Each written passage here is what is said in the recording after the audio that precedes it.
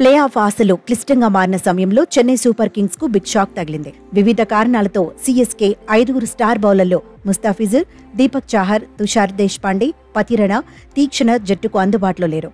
అంతేకాక వాళ్లు తిరిగి జట్టులోకి వచ్చే విషయంపై ఇంకా స్పష్టత లేదు. ప్లే ఆఫ్స్ రేసు కఠినంగా మారుతున్న సమయంలో ఒకేసారి 5 బౌలర్లు జట్టుకు దూరం అవ్వడం చెన్నైకి కోలుకోలేని ఎదురుదెబ్బగా మారింది. చెన్నై నెక్స్ట్ మ్యాచ్ కు ఇంకా 3 రోజుల సమయం ఉంది. ఈ గడువులోగా 2 బౌలర్లు టీంలోకి వస్తారని చెన్నై యాజమాన్యం ఆశాభావం వ్యక్తం చేస్తోంది. ప్రస్తుతం జింబాబ్వేతో బంగ్లాదేశ్ టీ20 సిరీస్ ఆడనుంది. దీంతో చెన్నై స్టార్ బౌలర్ ముస్తాఫిజుర్ స్వదేశానికి తిరిగి వెళుతున్నాడు. జింబాబ్వేతో సిరీస్ మే 12తో ముగుస్తోంది. మరోవైపు మే 20న అమెరికాతో మరో టీ20 మ్యాచ్ ఆడనుంది. దీంతో అప్పటి వరకు అందుబాటులో ఉండడు ముస్తాఫిజుర్.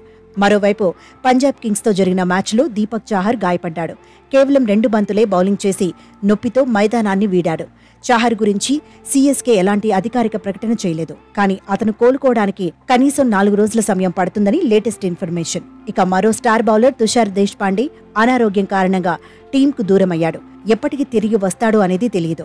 అలాగే శ్రీలంక స్టార్ బౌలర్లు పతిరణ, తీక్షణ వరల్డ్ కప్ వీసా ప్రాసెస్ కోసం సీఎస్కే జట్టును వీడారు. దీంతో చెన్నై సూపర్ కింగ్స్ జట్టులో 5 బౌలర్లు ఒక్కసారిగా అందుబాటులో లేకపోయారు.